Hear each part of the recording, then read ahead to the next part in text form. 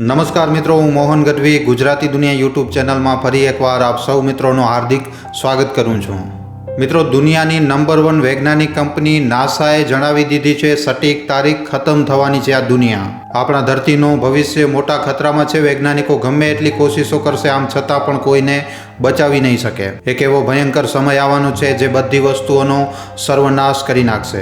આ કોઈ ભવિષ્યવાણી નથી, પણ નંબર 1 વૈજ્ઞાનિક કંપની નાસા દ્વારા આપવામાં આવેલી ચેતવણી છે. તો નાસાએ એવું તે શું કહ્યું છે કે જેનાથી આખી દુનિયાભરમાં ખલબલી મચી ગઈ છે? શું સાચે આ દુનિયાનો અંત હવે નજીક આવી ચૂક્યો છે? શું ખરેખર આવવાનું છે પ્રલય? પણ મિત્રો, શું કામ અને કેવી રીતે, અને શું છે આનું કારણ? ચાલો બધા પ્રશ્નો ઉપર ખૂબ જ વિસ્તારપૂર્વક વાત કરીએ. મિત્રો, વિડીયો ખૂબ જ ખાસ છે, માટે વિડીયોને છેલ્લે સુધી જોવા તેમજ લાઇક અને શેર કરવા ખાસ વિનંતી. અને જો તમે આ ચેનલ ઉપર પહેલી વાર આવ્યા છો તો હમણાં જ ચેનલને સબસ્ક્રાઈબ કરી લેજો. તો ચાલો આજનો આ મહત્વપૂર્ણ વિડીયો શરૂ કરીએ. મિત્રો, ખાલી 14 વર્ષ. હા મિત્રો, ખાલી 14 વર્ષ. જેટલી મજા કરવી હોય કરી લ્યો 14 વર્ષો સુધી, કારણ કે પછી એના પછી આ ધરતી ઉપર ના તો કોઈ જીવન હશે, ના તો કોઈ જીવ હશે, ના તો ધરતી હશે અને ના તો આકાશ હશે. બધું ખતમ થઈ જશે. આ પ્લેનેટ પૂરી રીતે બરબાદ થઈ જશે, કારણ કે પૃથ્વી ઉપર એક ખૂબ જ મોટો ખતરો મંડરાઈ રહ્યો છે જે પૃથ્વીનું નામો નિશાન હંમેશા માટે ભૂંસી નાખશે. અને મિત્રો, સૌથી મોટી વાત તો એ છે કે આવાવાળી આ પ્રલયથી બચવાનો રસ્તો દૂર સુધી ક્યાંય પણ નજર નથી આવી રહ્યો. એક બાજુ તો આ ખબરથી જ્યાં આખી દુનિયાભરમાં ખલબલી મચી ગઈ છે, ત્યાં આજે વિજ્ઞાન જગત પણ પોતાનો માથો પકડીને બેઠો છે. કારણ કે વૈજ્ઞાનિકોના અનુસાર આ જે ખતરો આવવાનો છે એનાથી પૃથ્વીને કોઈ પણ બચાવી નથી શકતો. આ આફત કોઈ માણસની નથી મિત્રો, પણ આ એક આકાશીય પિંડ છે. હા મિત્રો, આકાશમાંથી ખૂબ જ સ્પીડમાં આવી રહ્યો છે એકદમ સીધો પૃથ્વી તરફ એક ખૂબ જ મોટો ઉલ્કાપિંડ. આ જે ઉલ્કાપિંડ છે એ પૃથ્વી બાજુ મહાપ્રલયના રૂપમાં ખૂબ જ ઝડપથી આગળ વધી રહ્યો છે. અને પૃથ્વી બાજુ ઝડપથી આગળ વધી રહેલો આ એસ્ટ્રોઇડ પૃથ્વી માટે ખૂબ જ વધારે ખતરનાક સાબિત થઈ શકે છે. આજની તારીખમાં વૈજ્ઞાનિકો ભલે આનાથી બચવાનો રસ્તો ગોતી રહ્યા છે, પણ મિત્રો, વૈજ્ઞાનિકોએ એકદમ સાફ વાત કરી નાખી છે કે આવાવાળા ખતરા સામે આપણે તૈયાર નથી. તો શું થશે જ્યારે આ વિનાશકારી એસ્ટ્રોઇડ આપણી ધરતી સાથે ટકરાશે અને કેવી રીતે આ દુનિયાના વિનાશનું કારણ બનશે? આવા બધા સવાલો તમારા મનમાં ચાલી રહ્યા હશે, પણ મિત્રો, આ સવાલોના જવાબ તો આજથી કરોડો વર્ષ પહેલાં જ મળી ગયા હતા. આજથી કરોડો વર્ષ પહેલાં આવા જ એક ઉલ્કાપિંડથી સદીઓથી ધરતી ઉપર રાજ કરી રહેલા ડાયનાસોરનો સામ્રાજ્ય પૂરી રીતે ખતમ થઈ ગયો. ડાયનાસોરનો અંત કરી નાખ્યો આ એસ્ટ્રોઇડે. હા મિત્રો, આજથી લગભગ 6.6 કરોડ વર્ષ પહેલાં પણ પૃથ્વી ઉપર કંઈક આવું થયું હતું. જેમ કે મિત્રો, આપણે ઘણી બધી પુસ્તકોમાં અને કહાનીઓમાં આપણે ડાયનાસોરના વિષયમાં ઘણું સાંભળ્યું છે. ડાયનાસોર કરોડો વર્ષ પહેલાં પ્રાચીન સમયમાં ધરતી ઉપર રહેતા હતા અને ત્યારે કોઈ પણ માણસની સભ્યતાનું અસ્તિત્વ આ ધરતી ઉપર નહોતો. તે સમયે આ ધરતી ઉપર રાજ હતો વિશાળકાય ડાયનાસોરનો. પણ મિત્રો, આ વિશાળકાય ડાયનાસોરની સાથે બીજા અનેક જીવોનો પણ તે સમય દરમિયાન એકદમ ખાત્મો થયો, અંત થઈ ગયો. અને આ બધું થયું એક એસ્ટ્રોઇડના કારણે, એક ઉલ્કાપિંડના કારણે. આખી પૃથ્વી ઉપર જે છે જંગલમાં આગ લાગી ગઈ. ખાલી એટલું જ નહીં, પણ આના કારણે સમુદ્રની અંદર ઘણી ઊંચી લહેરો બની, જેના લીધે એક પ્રચંડ સુનામી આવી, જેણે લગભગ ધરતીના અડધા હિસ્સાને ઢાંકી નાખ્યો પાણીથી. આ ડાયનાસોરના વિનાશનો એક ભયંકર દૃશ્ય હતો, જેના વિષયમાં વિચારીને જ એકદમ ગભરામણ થવા લાગે છે. આ ઉલ્કાપિંડે ખાલી એક જ ઝટકામાં બધું બરબાદ કરી નાખ્યું. બધી વસ્તુઓના નામો નિશાન આ દુનિયામાંથી ભૂંસી નાખ્યા. અને આ વાતથી આપણે સમજી શકીએ છીએ કે આવા ઉલ્કાપિંડ માણસની સભ્યતા માટે કેટલા વધારે ખતરનાક બની શકે છે. અને ના ખાલી માણસની સભ્યતા માટે, પણ પૃથ્વી ઉપર રહેલા તમામ જીવો માટે અને હરેક વસ્તુ માટે આ ઉલ્કાપિંડ ખૂબ જ વધારે ખતરનાક બની શકે છે. મિત્રો, જો જોવામાં આવે તો મોટી બીમારીઓથી પણ બચી શકાય છે, મોટા યુદ્ધોમાંથી પણ પસાર થઈ શકાય છે. પણ આ જે ઉલ્કાપિંડ હોય છે મિત્રો, ઉલ્કાપિંડ ઉપર કોઈનો કાંઈ પણ નથી ચાલતું. સરળ ભાષામાં કહેવામાં આવે તો આવી રીતની આફત આપણે માણસોને ખાલી ચૂટકીમાં આ પૃથ્વી ઉપરથી ખતમ કરી શકે છે. અને મિત્રો, ફરી એકવાર આવી રીતની જ આપદા આપણી સામે આવી રહી છે અને આનાથી બચવા માટે વૈજ્ઞાનિકોને પણ કોઈ રસ્તો નથી મળી રહ્યો.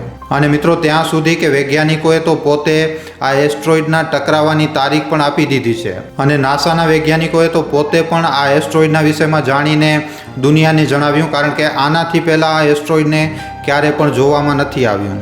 અને મિત્રો, સૌથી મોટી પરેશાનીની વાત તો એ છે કે આ ઉલ્કાપિંડની ટકરાવાની પોસિબિલિટી 10, 20 કે 25% નહીં પણ પૂરેપૂરા 72% આ ધરતી સાથે ટકરાઈ શકે છે.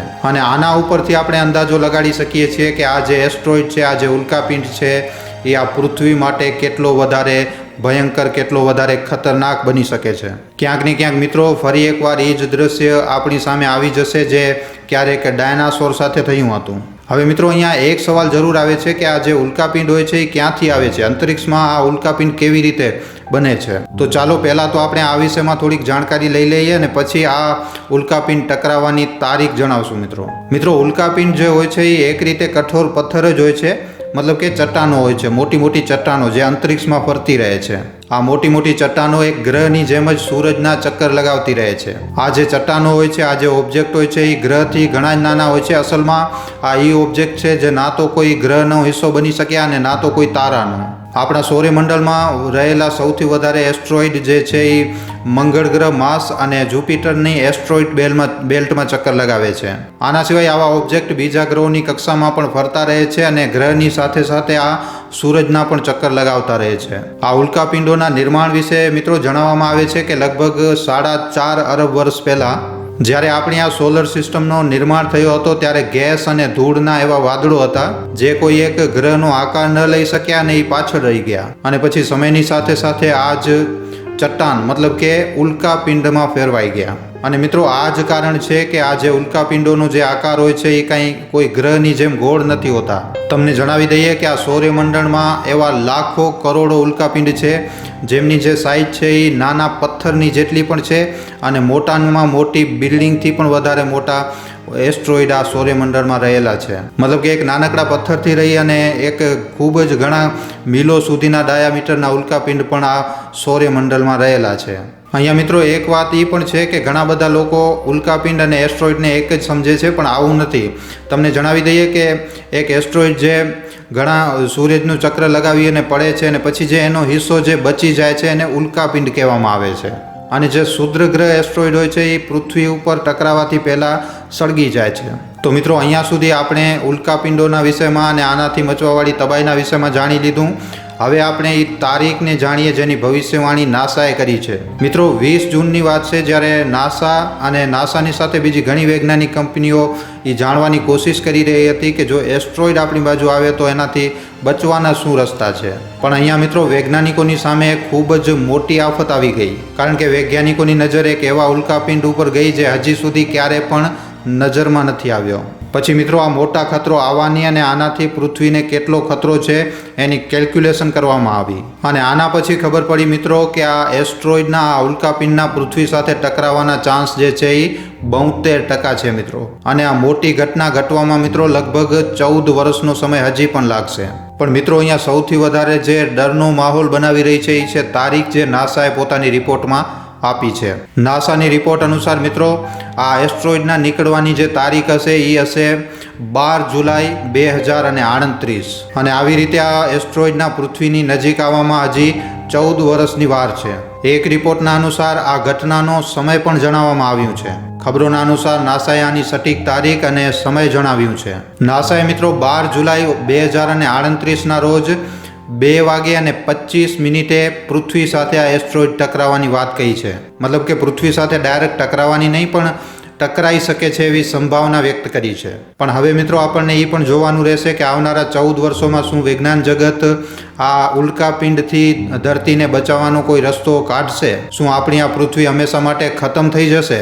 શું થશે 12 જુલાઈ 2038ના 2:25? મિત્રો આ વિષયમાં તમારું શું કહેવું છે નીચે કોમેન્ટ સેક્શનમાં લખીને જરૂર જણાવજો. જો આજનો આ વિડીયો પસંદ આવ્યો છે તો વિડીયોને ખાલી તમારા સુધી સીમિત ન રાખતા તમારા મિત્રો સાથે, પરિજનો સાથે, વોટ્સઅપ ઉપર, ફેસબુક ઉપર, યુટ્યુબ ઉપર જેટલો બની શકે વધારેમાં વધારે આ વિડીયોને શેર જરૂર કરજો. તો આજના વિડીયોમાં આટલું જ. હવે આપણે મળીશું ફરીવાર એક નવા વિડીયો સાથે. ધન્યવાદ.